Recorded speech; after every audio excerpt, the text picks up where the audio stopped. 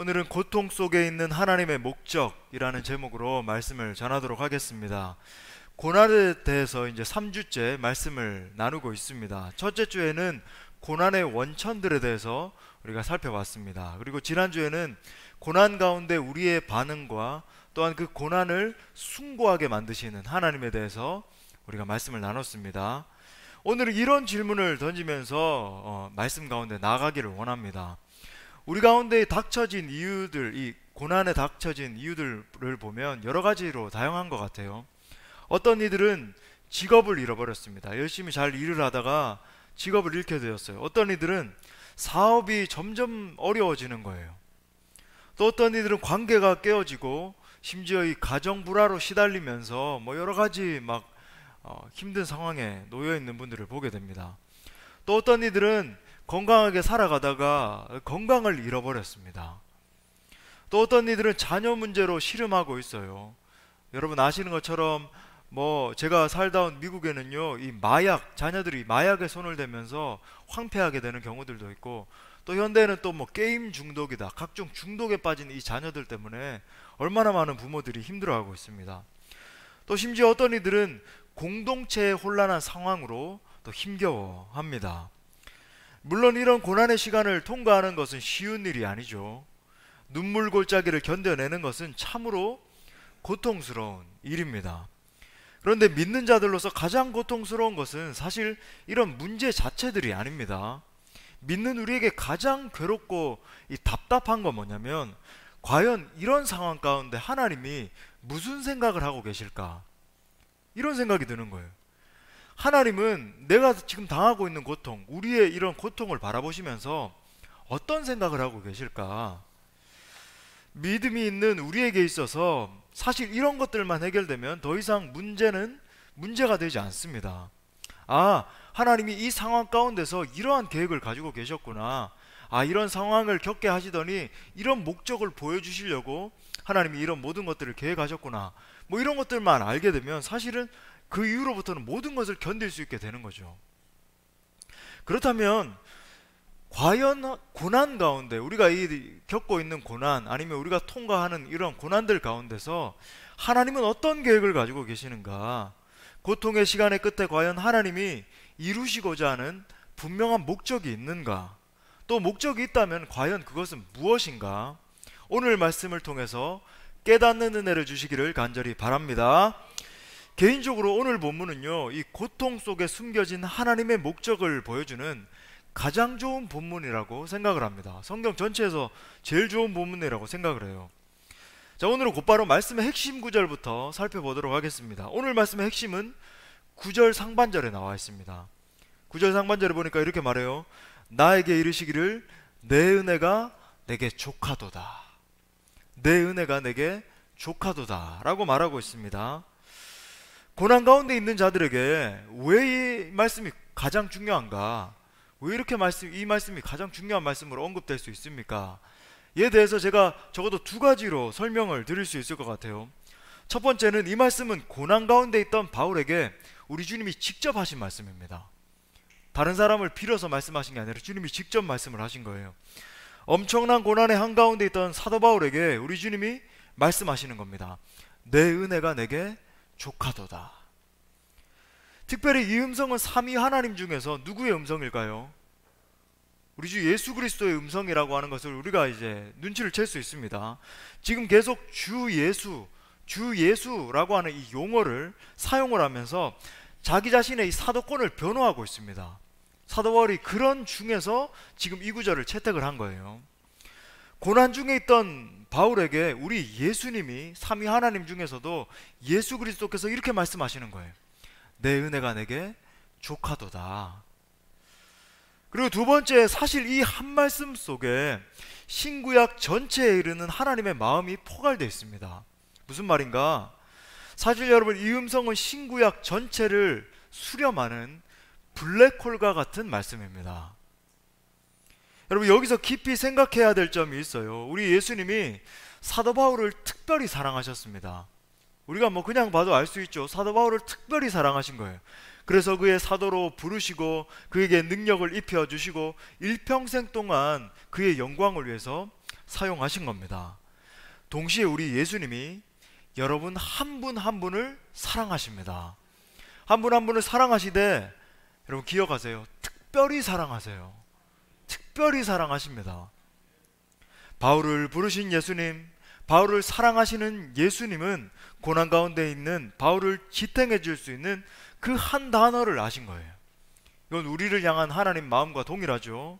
아무리 힘들어도 아무리 어려워도 그것 하나만 있으면 이겨낼 수 있는 그 언어, 그걸 아신 겁니다. 그 단어가 무엇입니까? 바로 은혜예요. 맞아요. 은혜입니다. 신구약 전체를 통틀어서 가장 중요한 단어를 뽑으라면 단연 은혜를 꼽을 수 있을 것 같아요. 물론 뭐 믿음, 소망, 사랑 중에 그 중에 제일은 사랑이다, 무엇이다 이렇게 할 수 있지만 여러분 신구약 전체를 아우르는 최고의 언어를 뽑을 수 있다라고 한다면 단연 은혜입니다. 여러분 여기서 은혜 원어인 헬라어는요 카리스인데 신약에만 약 150회 이상이 등장을 해요. 그리고 여러분 이 카리스라고 하는 단어를 가장 많이 사용한 분이 누구냐면 오늘 본문을 저작한 사도 바울입니다. 사도 바울이에요. 구약에서 이 카리스와 동등한 언어는 헤세드인데 하나님의 자비, 하나님의 사랑, 하나님의 은혜 등으로 번역된 단어예요. 그러니까 구약에서 뭐 하나님의 자비하심이다, 은혜이다, 뭐 사랑이다 이렇게 언급되면 대부분이 이제 헤세드라고 하는 것을 우리가 알 수 있는 거예요. 자, 이제 사도 바울의 마음에는 이 은혜의식으로 가득했다라고 하는 것을 우리가 성경 곳곳에서 볼 수 있습니다. 내가 얼마나 놀라운 은혜를 받은 자인가, 정말 나 같은 자에게 이런 은혜를 주셨는가, 뭐 이런 어법을 계속 사용하면서 고백하고 있는 것을 우리가 볼 수 있죠. 대표적으로 우리 고린도전서 15장 8절부터 10절 말씀을 우리 다 같이 한번 읽겠습니다. 시작. 맨 나중에 만삭되지 못하여 난 자 같은 내게도 보이셨느니라. 나는 사도 중에 박해하였으므로 사도라 칭함받기를 감당하지 못할 자니라. 그러나 내가 나 된 것은 하나님의 은혜로 된 것이니 내게 주신 그의 은혜가 헛되지 아니하여 내가 모든 사도보다 더 많이 수고하였으나 내가 한 것이 아니요 오직 나와 함께 하신 하나님의 은혜로라. 아멘. 여러분 이 작은 구절에서도 얼마나 많이 고백해요.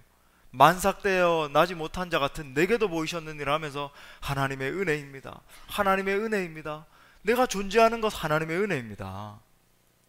여러분 사실 우리 모두는 주님의 은혜 때문에 살게 되었습니다. 여러분 이 은혜가 아니고서는요 우리가 이 자리에 서서 하나님을 찬양할 수 있다는 건 설명할 길이 없는 거예요. 목사인 저부터도 이 자리에 서서 말씀을 전하고 있다, 성도인 여러분도 이 자리에서 함께 하나님을 찬양하고 있다, 여러분 상상할 수 없는 겁니다. 우리가 믿는 기독교의 모든 진리는 이 은혜 안에 수렴되는 거예요. 우리가 어떤 공로가 있어서 하나님 앞에 부르심을 받았습니까? 아닌 겁니다. 은혜 때문입니다. 우리가 어떻게 의롭다 칭함을 받게 되었습니까? 은혜 때문인 거예요. 어떻게 성화되고 영화롭게 되는 그 비전을 바라볼 수 있습니까? 모두 다 은혜 때문인 것입니다. 은혜밖에 없는 거예요. 주님의 은혜가 아니고서는 설명할 길이 없는 겁니다. 요한복음 1장 14절 말씀에 보면 예수님을 은혜가 충만한 분, 은혜가 충만한 분으로 묘사를 하고 있어요. 말씀이 육신이 되어 우리 가운데 거하심에 우리가 그의 영광을 보니 아버지의 독생자의 영광이요 은혜와 진리가 충만하더라. ESV에 보니까 Jesus is full of grace, full of grace. 은혜로 가득 차 계신 분, 그분이 예수님이라는 거예요. 여러분 이 말씀은 정말 사실입니다. 우리가 예수 그리스도를 믿었을 때부터 엄청난 은혜를 받는다는 사실을 우리가 부인할 수가 없잖아요. 우리가 지난주에 우리 리더들을 모아놓고, 가정교회 리더들을 모아놓고 사형리 교육을 했는데 참 저는 이 사형리를 참 좋은 도구라고 생각을 합니다. 굉장히 복음을 잘 집약적으로 잘 요약한 책이에요. 소책자인데 우리 모든 가정교회에서 이제 나가서 이 사형리를 들고 이제 복음을 전하게 될 겁니다. 읽어주면서 우리 가정교회 리더들이 이렇게 잘 가르쳐 드릴 텐데, 여러분 정말 그래요. 우리가 이제 뭐 사형리를 통해서든지 어떤 뭐 루트를 통해서든지 이 복음을 받아들였을 때 얼마나 놀랍습니까? 우리가 그 복음의 내용을 그냥 받아들이고 믿습니다, 이제는 예수님 앞에 내 삶을 드립니다, 고백하기만 했는데 여러분 구원받는 역사를 주시는 거예요. 여러분 세상에 이런 진리가 어디 있습니까?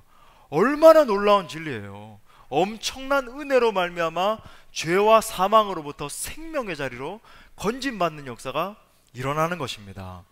그리고 더 놀라운 것은요, 신앙생활을 하면 할수록 이 은혜는 사그라드는 것이 아니라 점점 더 커진다라고 하는 사실이에요. 은혜가 점점 축적되면서 엄청난 효력들로 나타나는 것을 보게 되는 겁니다. 여러분, 우리 주님께서 성도들에게 날로 더 큰 은혜를 부어주시는 것은 사실이에요. 고린도후서 9장 14절 말씀에 보니까 또 그들이 너희를 위하여 간구하며 하나님이 너희에게 주신 지극한 은혜, 지극한 은혜로 말미암아 너희를 사모하느니라. 여러분, 하나님의 은혜로 말미암아 말씀을 깨닫는 은혜를 주시는 거예요. 여러분, 정말 이 말씀은요, 하나님이 은혜 주시지 않으면 깨달을 수 없는 겁니다. 여러분, 근데 여러분 난 놓고 기억자도 모르는 분이 하나님의 은혜가 임하기 시작하면요, 이 말씀이 깨달아지는, 창세기부터 요한계시록에 이르기까지 하나님의 말씀이 열려지는 역사가 일어나는 거예요. 여러분, 은혜인 겁니다. 여러분, 은혜로 말미암아 정말 부족하기 짝이 없었던, 강팍하기 짝이 없고 연약하기 짝이 없었던 내 자신의 이 인격을 점점 예수님을 닮게 하시는 거예요. 은혜인 겁니다. 여러분, 은혜로 말미암아 하나님께 순종하게 하시네요. 여러분, 전에는 내가 내 삶에 순종이 어디 있습니까? 내 배가 내 신인데요. 하지만 이제는 주님 앞에 부복하고 순종하면서 기쁨으로 그렇게 나가게 하시는 거예요. 또한 은혜로 죄와 시험을 이기게 하시는 겁니다. 은혜로 말미암아 결국은 이 세상을 이기게 하는 놀라운 영광을 허락해 주시는 겁니다. 요한복음 16장 33절 말씀, 얼마나 놀라운 말씀이에요. 또다시 선포해 보겠습니다. 시작. 이것을 너희에게 이르는 것은 너희로 내 안에서 평안을 누리게 하려 함이라. 세상에서는 너희가 환난을 당하나 담대하라. 내가 세상을 이기었노라. 여러분, 주님 주시는 이 은혜로 말미암아 담대하게 세상을 이기는 줄 믿습니다. 그러므로 우리에게도 마찬가지인 거예요. 믿음의 경주를 달리다가 폭풍우를 만나는 겁니다. 내가 도저히 감내할 수 없을 것 같은 그런 고난의 시기를 겪게 되는 거예요. 여러분, 그럴 때 무엇만 있으면 됩니까? 이 은혜 하나면 이겨내는 겁니다. 은혜 있으면 되는 거예요. 하나님이 부어주시는 충분한 은혜가 있으면 우리는 넉넉히 이길 수 있는 것입니다. 자, 그렇다라고 한다면 여기서 제기되는 질문은 또 이것입니다. 우리가 엄청난 고난을 통과하게 될 때 과연 그것에 충분한 은혜가 있는가? 목사님, 저는요 이렇게 고난을 통과하게 될 때 과연 내 삶 가운데 진짜 하나님 나를 지탱해주는 그런 은혜가 있는지 의구심이 들 때가 있습니다. 여러분, 실제 그런 마음이 들 때가 있는 게 사실이죠. 내가 정말로 감당할 수 없을 것 같은 그런 상황에 맞닥뜨리게 됐을 때 그것에 충분한 은혜가 있는가? 특별히 여러분, 오늘 본문은요, 이 사도 바울의 어떤 인간적인 감정이 가장 잘 드러나 있는 본문이라고 해도 과언이 아닙니다. 특별히 고통을 겪으면서 바울이 어떤 고민을 하고 있는가 가장 잘 알 수 있는 본문이에요. 바울은 지금 원수로부터 계속 공격을 당하고 있습니다. 계속 공격을 당하고 있어요. 그의 사도권에 대해서 의구심을 품고 선동하는 자들로부터 시달리고 있습니다. 여러분, 고린도 전후서를 읽어보시면 아시겠지만, 여러분, 특별히 이제 고린도 전후서만 존재했던 게 아니죠. 바울이 고린도 교회에 편지한 것은 4번에 걸쳐서 편지를 했습니다. 물론 이제 중간에 껴있던, 그리고 마지막에 편지가 소실돼 버렸어요. 어디로 없어졌습니다. 그리고 바울이 거기서 언급을 하잖아요. 눈물로 쓴 편지. 고린도서 초두에 이 눈물로 쓴 편지 때문에 이 고린도 교회가 회개하고 돌아왔다 라고 하는 것을 우리가 알 수 있는데, 또 그 편지들에 보면요, 계속 공격하는 무리가 있는 거예요. 이들이 고린도 교회에 침투를 해가지고 사도권에 대해서 바울이 우리처럼 능력을 행했어. 심지어 이 사람들은 능력을 행했대요. 베드로처럼 뭐 그런 어떤 사도권을 가지고 있었어? 아니야. 부인하는 무리들로부터 공격을 당하고 있는 겁니다. 그리고 거기에 흔들리는 성도들을 바라보면서 너무 가슴 아픈 실정이에요. 바울의 심정을 계속 알 수 있죠, 그죠? 고린도 전후서를 읽으면서. 또 이렇게 보면 건강 상태가 굉장히 좋지 않은 상태에 있습니다. 가장 유력하게 거론되는 이 학설이 안질과 간질이었어요. 안질은요, 주님을 처음 만나게 됐을 때 광명한 빛이 바울에게 직접 비춰지게 돼서 눈이 멀었을 것이다. 시력이 굉장히, 물론 봉사는 아니었지만 눈을 못 보는 분은 아니었지만 이제 시력이 굉장히 안 좋았을 것이다. 그리고 고통이 있었을 것이다. 또 어떤 학자들은 간질이었다. 이게 뭐 가장 유력하게 이제 거론되는 건데, 한번 생각해 보십시오. 말씀을 전하는 자로서 간질이 있었다. 이게 얼마나 수치스러운 일이었겠습니까? 앞에 서 있는 임재웅 목사가 이제 말씀을 전하는 거예요. 한 10분쯤 흘렀는데 이 간질이라고 하는 질병이, 간질을 가지고 있는 사람들의 특징이 언제 이게 증상이 올지 모르잖아요. 말씀을 전하다가 갑자기 이제 증상이 오는 겁니다. 견딜 수가 없는 거예요. 버틸 수가 없으니까 대부분 간질 질환을 가지고 있는 분들이 쓰러지죠. 그죠? 쓰러져서 거품을 막 버글버글 물면서 눈이 뒤집어지고. 여러분, 이거 구약 성경에 보면요, 저주받은 질병인데 이거 대체 어떻게 해야 됩니까? 말씀을 전하는 자로서 간질이 있었다. 여러분, 비참했을 것 같아요. 제 개인적으로 생각을 해봐도. 또 자신이 목회한 고린도 교회의 혼란한 상태로 인해서 수년째 가슴앓이를 한 상황입니다. 더불어서 그가 받은 고난에 대해서 우리가 조금이라도 더 느껴보기 위해서 11장 23절부터 28절의 증언을 한번 들어보십시오. 제가 한번 빠른 속도로 읽어드리겠습니다. 그들이, 이제 여기서 말하는 그들은 바울을 지금 비방하는 무리들이에요. 그들이 그리스도의 일꾼이냐 정신없는 말을 하거니와 나는 더욱 그러하도다. 내가 수고를 넘치도록 하고 옥에 갇히기도 더 많이 하고 매도 수없이 맞고 여러 번 죽을 뻔하였으니 유대인들에게 40에서 하나 감한매를 5번 맞았으며 3번 태장으로 맞고 1번 돌로 맞고 3번 파선하고 일주야를 깊은 바다에서 지냈으며 여러 번 여행하면서 강의 위험과 강도의 위험과 동족의 위험과 이방인의 위험과 시내의 위험과 광야의 위험과 바다의 위험과 거짓 형제 중에 위험을 당하고 또 수고하고 애쓰고 여러 번 자지 못하고 줄이며 목마르고 여러 번 굶고 춥고 헐벗었노라. 이 외의 일은 고사하고 아직도 날마다 내 속에 눌리는 일이 있으니 곧 모든 교회를 위하여 염려하는 것이라. 바울의 이 고백 앞에 숙연해지지 않은 사람은 없으리라고 생각합니다. 정말 그렇죠. 바울은 예수 그리스도와 그의 복음을 위해서 정말 말할 수 없는 고난. 여러분, 우리가 이 바울의 고백을 들을 때 여러분, 누가 나도 이런 고백에 고난에 동참해 봤습니다. 뭐 이렇게 말할 수 있는 사람이 누가 있겠어요? 동시에 그에게 가장 큰 고통이 되는 것은 바로 이 교회에 대한 염려였습니다. 교회에 대한 염려. 그가 지금껏 목회했던 이 교회들이 여러 가지 어려움들을 겪고 또 목회적인 고민을 가지고 있고 한 것들을 보면서 교회에 대해서 염려하다 보니까 병이 오게 된 거예요. 너무 수척해지게 된 겁니다.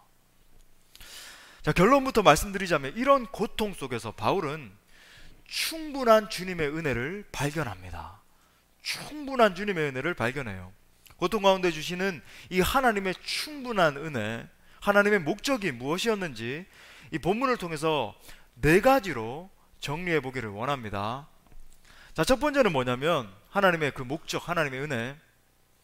하나님은 그의 자녀들을 겸손케 하는 도구로 고통을 사용하신다는 거예요. 자, 다시 한 번 더. 하나님은 그의 자녀들을 겸손케 하는 도구로 고통을 사용하신다. 7절 말씀을 다시 한번 보십시오. 이렇게 말합니다. 여러 계시를 받은 것이 지극히 크므로 너무 자만하지 않게 하시려고 내 육체에 가시 곧 사탄의 사자를 주셨으니 이는 나를 쳐서 너무 자만하지 않게 하려 하심이라. 2번에 걸쳐서 너무 자만하지 않게 하시려고. 여러분, 사도 바울에 대해서 한번 생각해 보십시오. 그는 신약시대 사람으로서는 가장 많은 계시를 받은 사람입니다. 뭐 구역까지 통틀면 모세와 다윗과 바울을 꼽을 수 있잖아요. 신약에서는요, 단연 사도 바울이 가장 많은 계시를 받았죠. 또 신약 성경 중에 총 13권의 책을 저술을 한 거예요. 뭐 옛날에는 뭐 히브리서도 바울 저작이다 이래가지고 뭐 14권 그랬는데 현대학자들은 대부분 13권을 주장을 합니다. 히브리서의 문체가 너무 많이 다르기 때문에. 뭐 아무튼 좋습니다. 이렇게 많은 책을 저술했고, 또 오늘 12장 1절부터 4절에 보니까 물론 여러분 보시면 3인칭으로 이렇게 묘사를 하고 있어요. 제가 보기에는 겸손하게 표현하기 위해서, 학자들도 동의하는 겁니다만 표현하기 위해서 그렇게 했는데, 그가 3층천에 올라서 하나님의 놀라운 계시를 받았다라고까지 이야기를 하는 거예요. 여러분, 역사상 사람들 중에 3층 천에 올라, 물론 그렇게 주장하는 무리들이 있죠, 그죠? 뭐 저 2만이라든지 3만이라든지 4만이 뭐 이런 사람들이 있습니다만은, 여러분 일반인들 중에, 제정신을 가지고 있는 사람들 중에 여러분 이 3층 천에 올라서 하나님의 계시를 받은 사람은 없는 거예요. 사실상 여러분 이 바울의 사상을 집대성한 것이 지금 우리가 신봉하고 있는 장로교 교리 체계입니다. 여러분 뭐 존 켈빈의 기독교 강요도 마찬가지고, 어거스틴의 하나님의 도성도 마찬가지고, 모든 이 기독교 사상이, 이 장로교 사상이요, 바울의 사상을 집대성한 거예요. 소위 정말 대단한 사람이죠. 대단한 사람이에요. 그와 동시에 여러분 근데 생각해야 되는 점은요, 사도 바울도 우리와 같은 인간이었다라고 하는 사실입니다. 육체를 입고 있는 인간이었기 때문에 아직도 교만의 문제와 싸우고 있는 거죠. 그래서 오늘 본문처럼 그렇게 자만하지 않게 하시려고 표현을 하고 있는 겁니다. 한번 이렇게 생각을 해볼 수 있을 것 같아요. 교회 지도자들과 이제 회의가 열렸습니다. 뭐 이런저런 의견들이 이제 막 오가는 거예요. 근데 갑자기 막 바울이 벌떡 일어나서 이렇게 말하는 겁니다. 저기 장로님 잠깐 있어 보세요. 지금 주님과 만나서 한번 대화해 보셨습니까? 뭐 이렇게 말하는 거예요. 자기는 이제 주님의 음성을 날마다 듣는다는 거죠. 그리고 집사님 잠깐 있어 보세요. 내가 어젯밤에 주님과 만나서 한번 상의를 해봤는데 말이죠, 내가 뭐 3층 천에 올라서 내가 주님과 의견을 교환했는데 말이지, 뭐 이러면 여러분 할 말이 없는 거예요. 입이 딱딱, 뭐 주님과 누가 대면을 해서 대화를 해봤겠습니까? 어떤 계시를 받아봤겠어요? 여러분 이러면 대화가 되겠습니까? 사실 여러분 이 사도 바울은요 충분히 그럴 수 있었습니다. 자신의 권위를 내세우기 위해서 자기 자신이 본 어떤 계시를 사용할 수도 있었던 그런 충분한 계시를 받은 인물이었죠. 하지만 여러분 바울은 그렇게 하지 않았습니다. 그렇게 하지 않았어요. 어떻게 그럴 수 있었습니까? 바울이 겪고 있는 고통이 바울을 겸손케 만든 것입니다. 여기서 우리가 중요한 진리를 염두할 필요가 있어요. 교만은, 모든 형태의 교만은 하나님 앞에 절대 악입니다. 교만은 하나님 앞에 절대 악이에요. 반대로 겸손은 하나님 앞에 절대 선입니다. 한번 따라해 보겠습니다. 교만은 하나님 앞에서 절대 악이다. 자, 다시, 겸손은 하나님 앞에서 절대 선이다. 여러분 이 중요한 진리를 기억할 수 있길 바랍니다. 야고보서 4장 6절 말씀에서 이렇게 말합니다. 그러나 더욱 큰 은혜를 주시나니, 뭐라 그럽니까? 그러므로 일렀으되, 같이요, 하나님이 교만한 자를 물리치시고 겸손한 자에게 은혜를 주신다 하였느니라. 아멘, 아멘. 여러분 그런 측면에서 하나님이 고통을 통해서 우리를 겸손케 하신다라고 하는 사실이 얼마나 놀라운 은혜입니까? 얼마나 놀라운 은혜예요. 저도 이 은혜를 경험한 적이 있습니다. 20대 중후반에 하나님 은혜 주셔서, 이것도 하나님의 은혜로 시작된 건데, 참 많은 큰 대형 집회들을 인도하게 하시고 그런 많은 회중들을 이끌게 하셨습니다. 하나님 정말 은혜를 주셔서 뭐 한 1000명 정도 모이던 모임이 점점 부흥을 해서 2000명, 3000명, 나중에는 5000명씩 이렇게 모이는 모임을 인도하게 되고, 뭐 저 온누리교회에 있으면서 또 화요 모임 찬양 집회를 인도를 하면서 뭐 그런 은혜를 보게 해주셨어요. 그리고 많은 사람들이 은혜를 받았습니다, 제가 이렇게 변화되었습니다, 이렇게 고백을 하다 보니까 이게 20대 중반부터 반복이 되면서 한 20대 후반에 이르러서 교만하게 된 거예요. 교만이 찾아오게 된 겁니다. 그래서 저희 누님이 어느 날 제가 이제 고향에 이렇게 내려갔을 때 한 번을 이렇게 부르면서 할 얘기가 있다는 거예요. 이러는 거예요. 임재웅 전도사 많이 교만해졌다. 통찰력 있는 말이었죠. 그렇게 이야기하는 거예요. 근데 저는 또 수려한 언변으로 그게 왜 아님을 이렇게 막 증언하면서 제 자신을 가리려고 했던 거죠. 그런데 제가 이제 뭐 20대 후반부터 30대 또 이제 지나면서, 그리고 특별히 이제 유학 시절을 지나면서 하나님 고난을 통해서 철저하게 깨지게 하시는 거예요. 철저하게 높아져 있던 이 자아를 깨뜨리시는데, 여러분 하나님이 이렇게 깨뜨리실 때는 아픈 겁니다. 말할 수 없는 이 아픔이 있는 거죠. 그런데 하나님이 그걸 철저하게 깨뜨리시는 것을 경험을 했습니다. 하지만 여러분 보세요. 고통 속에서도 자기 자신을 꺾지 않는 이들이 있다는 것을 보게 되는 거예요. 불행한 거죠. 불행한 인생들인 겁니다. 아울러 이 부분에서 발견할 수 있는 사실이 있습니다. 하나님은 종종 우리를 겸손케 하기 위해서 사탄을 사용하시기도 한다는 거예요. 무슨 말인가? 물론 여기서 말하는 것은 무슨 뭐 하나님과 사탄이 결탁되어 있다 뭐 이런 말은 당연히 아니겠죠. 마치 욥과 같이 사탄에게 섭리적으로 하나님이 허용하셔서 우리를 시험하고 연단하시는 경우가 있다라고 하는 겁니다. 자, 이렇게 사탄이 사용되어서 사도 바울을 얼마나 심하게 공격했는지를 본문에서 느낄 수 있습니다. 본문에 보니까 이렇게 말해요. 내 육체의 가시 곧 사탄의 사자를 주셨으니, 이제 한글 번역으로 보면 육체의 가시 곧 사탄의 사자, 이러니까 육체의 가시가 사탄의 사자다.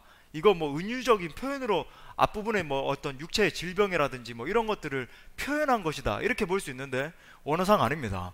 사탄의 사자를 주셨으니 이는 나를 쳐서 라고 이렇게 이야기를 하는데, 이 구절을 여러 가지 성경 번역을 이제 비교해 보니까 ESV보다도, 제가 평소에 많이 인용하는 ESV보다 NIV가 더 정확하게 번역을 했어요. 이렇게 말합니다. A messenger of Satan to torment me. A messenger of Satan to torment me. 자, 여기서 이는 나를 쳐서에 해당하는 말이 to torment라고 하는 단어인데, 근데 이 단어는요 신약 성경에서 굉장히 한정적이고 구체적인 경우에 사용이 됐습니다. 언제 사용됐는가? 요한복음 19장 34절 말씀에 보니까 이렇게 말해요. 그중 한 군인이 창으로 옆구리를 찌르니 곧 피와 물이 나오더라. 여기서 이제 창으로 옆구리를 찌르니에 해당하는 단어가 to torment예요. 무슨 말인가? 즉 바울이 받은 고난이 마치 이 군병이, 로마 군병이 예수 그리스도의 옆구리를 창으로서 깊이 찌른 것 같은 그런 동일한 고통이었다라고 하는 말입니다. 바울은 상상을 초월하는 고통을 겪었던 거예요. 상상을 초월하는 고통. 주님은 이런 고통을 통해서 한 가지 목적을 달성하시는 겁니다. 그것이 무엇입니까? 바로 우리의 겸손입니다. 우리의 겸손이에요. 고통을 통해 우리를 겸손한 자로 만드시는 것입니다. 이것이 은혜인 줄 믿습니다. 두 번째는요, 두 번째 하나님의 목적은, 하나님은 고통을 사용하셔서 우리를 하나님께 가까이 가게 하신다는 겁니다. 자, 다시, 하나님은 고통을 사용하셔서 우리를 하나님께 가까이 가게 하신다. 자, 본문 8절 말씀을 보니까 이것이 내게서 떠나가게 하기 위하여 내가 3번 주께 간구하였다. 여기서 바울이 3번 주께 간구했다라고 하는데, 뭐 당연히 이것은 3회를 의미하는 건 아니겠죠. 뭐 바울이 3번만 기도하고 말았다, 뭐 이런 표현이 아니겠죠. 계속 기도하는 가운데 이것을 놓고 계속 기도했겠죠. 계속 기도해오면서 특별히 3번 정도는 뭐 40일 동안 온전하게, 뭐 아침만이 아니라 정말 뭐 온전하게 40일 동안 금식을 했을 수도 있고, 아니면 뭐 작정을 하고 100일씩 200일씩 철야를 하면서 밤에 그렇게 기도를 했을 수도 있고, 그런 것처럼 집중적으로 이것을 놓고 기도했다라고 하는 말이에요. 그러니까 집중적이고 깊은 기도를 말하는 겁니다. 자, 여기서 할 수 있는 명제는 이것입니다. 엄청난 고난은 우리가 하나님 앞에 엎드려 기도하도록 큰 효력을 준다는 거예요. 오늘 바울도 육신의 질병을 통해서 하나님 앞에 엎드려 기도하게 되었다라고 말하고 있습니다. 여러분 보십시오. 우리 인간의 한계가 이런 점이에요. 평소에는 기도하지 않습니다. 여러분, 우리 상투적인 표현으로서 정말 때려 죽인다 그래도 기도를 안 해요. 기도하지 않습니다. 기도를 하더라도 여러분 간절하게 부르짖지 않죠. 무슨 종교 행위 하듯이 새벽 기도 해야 되니까, 금요철에 뭐 좀 뜨겁다 하더라 하니까 그렇게 기도하는 거예요. 하지만 여러분, 대부분의 사람들이 고난 앞에서는 여러분 이 상황이 달라지는 거예요. 안절부절 못하고 이제 내가 정말 큰일 났구나 싶으니까 기도하기 시작하는 겁니다. 자기 자신의 이 상황 때문에 부르짖지 않고는 안 되는 거예요. 그런 측면에서 여러분, 고난은 우리로 하여금 하나님께 가까이 나가게 하는 통로가 되는 것입니다. 동시에 알 수 있는 것은 이 계속되는 기도와 깊은 기도가 주님의 선명한 음성을 듣는 곳으로 우리를 이끈다는 사실입니다. 9절 상반절 다시 한번 보세요. 나에게 이르시기를 내 은혜가 내게 족하도다. 이는 내 능력이 약한 데서 온전하여짐이라 하신지라. 바울이 지속적으로 깊은 기도를 하기 시작했을 때 예수님의 음성을 듣게 된 거예요. 깊은 기도 가운데 예수님의 음성을 듣게 된 겁니다. 결국 고통이 간절한 기도를 이끌었고, 간절한 기도가 주님의 음성을 듣게 만들었습니다. 여러분, 이것은 정말 사실인 것 같아요. 우리 인생들을 돌아볼 때 정말 사실인 것 같습니다. 말씀을 준비하면서 저희 장모님의 예가 생각이 났습니다. 저희 장모님은 정말 기도예요. 어머니세요. 참 감사하게도 양가 부모님이 정말 저를 위해서 뜨겁게 기도해주고 계신다는 사실이 든든하고 또 얼마나 감사한지 모르겠습니다.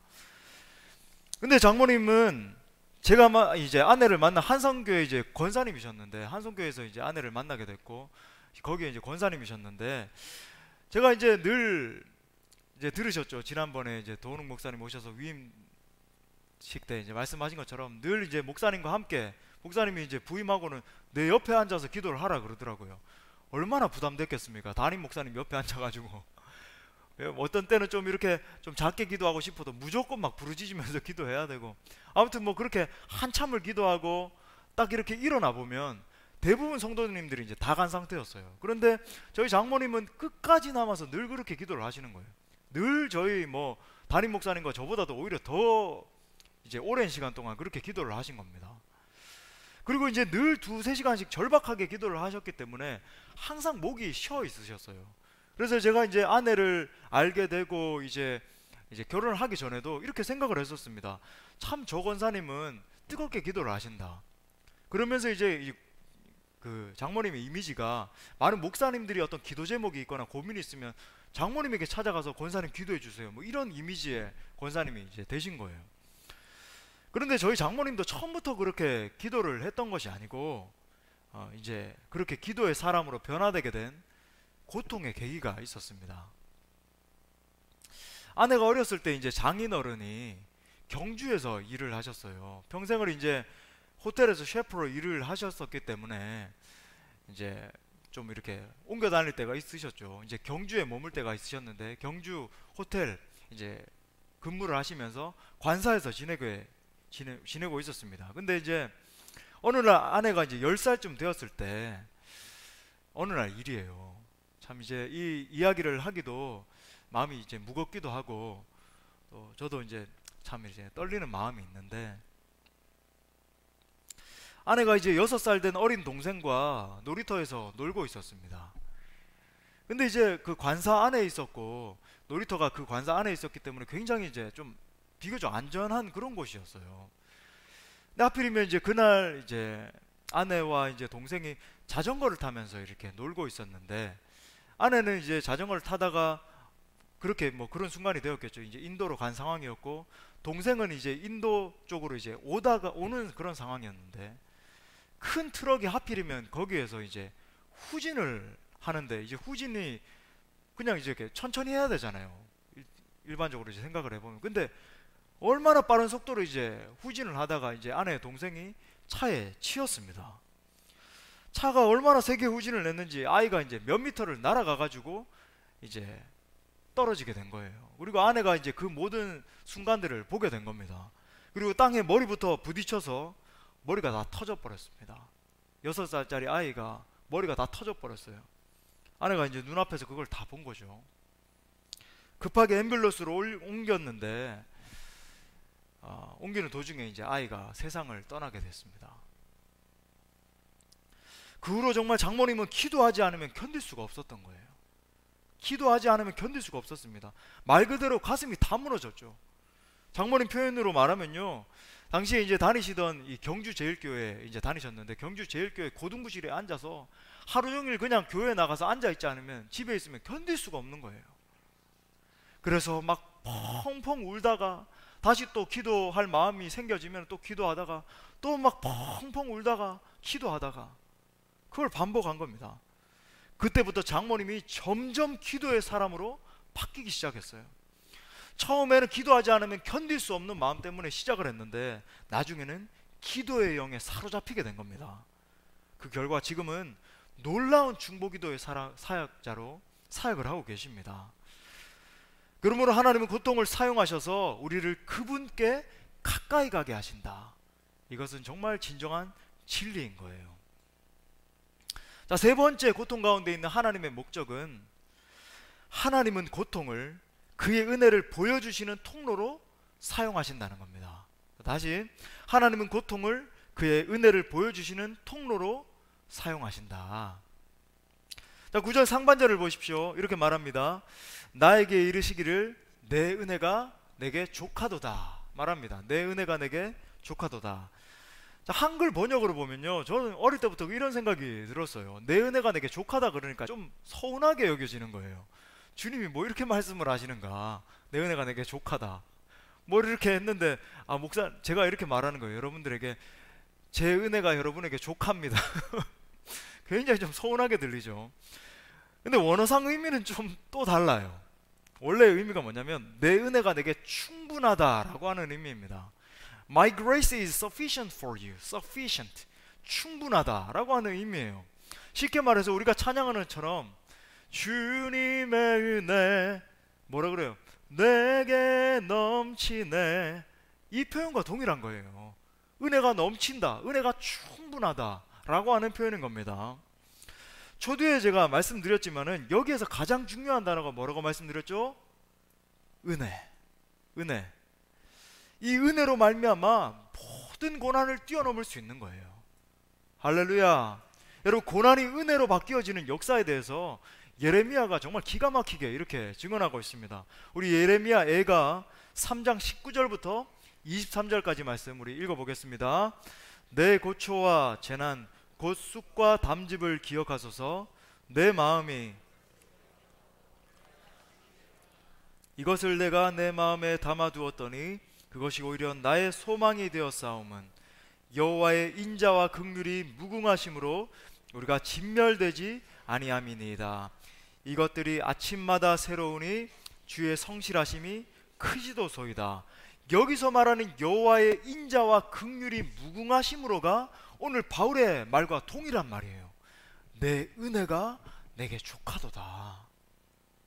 고난은 주님의 은혜를 경험하는 통로가 된다는 명제를 확실하게 보여주는 또 다른 말씀이 있습니다. 모든 고통의 시간을 통과한 욥이 이렇게 고백하는 거예요. 욥기 42장 5절 말씀에서 내가 주께 대하여 귀로 듣기만 하였사오나 이제는 눈으로 주를 배움나이다. 사랑하는 여러분, 하나님은 고통 속에서 그분의 은혜를 보여주십니다. 동시에 우리가 그 은혜로 모든 고통을 이겨내는 것입니다. 마지막 네 번째 목적은요, 하나님은 그의 능력을 강화시키는 것을 위해서 고통을 사용하신다는 겁니다. 또다시, 하나님은 그의 능력을 강화시키는 것을 위해서 고통을 사용하신다. 본문 9절 중반절을 다시 한번 보십시오. 이렇게 말합니다. 내 능력이 약한 데서 온전하여짐이라 하신지라. 질문은 이것입니다. 그리스도의 능력의 근원은 무엇입니까? 누구로부터 말미암습니까? 우리 주 예수 그리스도이십니다. 할렐루야. 아멘. 오직 예수님만이 오직 우리의 능력의 근원이 되시는 거예요. 그런데 여러분, 이 말을 바꾸면 어떻게 됩니까? 예수님께서 내게 능력을 부어 주셔야 된다는 말이에요. 예수님이 부어주시는 그 능력이 끊어지게 되면, 중단되게 되면 여러분, 우리는 모든 능력을 잃어버리게 됩니다. 예수님께서 능력을 부어 주셔야 우리가 능력 있게 사용할 수 있게 되는 거죠. 자, 오늘 말씀을 통해서 볼 때 언제 주님이 능력을 부어 주신다라고 말합니까? 바로 내가 약해질 때, 내가 약해졌을 때 주님이 역사하시는 겁니다. 여러분, 내가 약해져야 주님이 역사하실 수 있습니다. 내 자아가 살아서 펄펄 뛰면 주님이 역사하실 수 없어요. 내 혈기가, 내 이성의 능력이, 내 자존심이 살아있으면 주님이 역사하실 공간이 없는 거예요. 여러분, 내가 다 계획 세우고 내가 다 잘나서 있고 내 자존심이 펄펄 살아있는데 주님이 그 어디에 틈에서 역사하실 수 있겠습니까? 하지만 여러분, 내가 죽을 때에, 내 자아가 철저하게 깨어질 때에 예수님이 사시는 것입니다. 내가 약해지는 그곳에서 주님이 능력으로 역사하십니다. 그 능력을 경험할 수 있기를 간절히 축원합니다. 말씀의 결론을 맺겠습니다. 주님이 우리 인생 가운데 고난을 주실 때가 있습니다. 고난의 때가 있어요. 고통과 시험, 유혹과 공허, 슬픔과 깨어짐, 핍박과 환란이 닥쳐올 때가 있습니다. 하지만 이것에 분명한 주님이 목적이 있다는 것을 기억하십시오. 어떤 그리스도인들은 이렇게 말합니다. 목사님, 저는 정말 인기만 얻고 막 일확천금을 벌고 영예만 누리기를 원합니다. 저는 그런 삶만 살기를 원해요. 하지만 여러분, 이것은 진정한 그리스도인의 고백이 아닙니다. 우리가 진정 주님을 따르게 되면 때때로 고난이 찾아오게 되는 겁니다. 심지어 주님을 따르기 때문에 고난을 짊어져야 되는 때도 있어요. 이때 반드시 여러분 기억하십시오. 고난에는 분명한 하나님의 목적이 있습니다. 성도 여러분, 하나님 앞에 영어로 유저블 그러는데 유저블해지는 게 중요해요. 주님이 사용하실 만한 사람, 주님이 사용하실 만한 사람이 되는 것이 중요합니다. 그런 사람은 어떤 사람입니까? 하나님의 사람, 욥처럼, 모세처럼, 요셉처럼, 바울처럼 자아가 깨어진 자예요. 자아가 깨어진 자입니다. 어떤 말씀을 하시더라도, 어떤 말에도 순종할 수 있는 사람, 나는 죽고 예수로 사는 사람인 거예요. 그리고 우리 인생을 향한 이런 목적을 이루시는 주님의 통로가 바로 고난인 것입니다. 마지막으로 사도 바울의 숭고한 고백을 다시 한번 우리가 선포하고 말씀을 마무리하도록 하겠습니다. 우리 본문 10절 말씀 다시 한번 선포하면서 읽겠습니다. 그러므로 내가 그리스도를 위하여 약한 것들과 능력과 궁핍과 박해와 곤고를 기뻐하노니 이는 내가 약한 그때에 강함이라. 아멘. 이 놀라우신 주님을 찬양합니다. 주님께 영광의 박수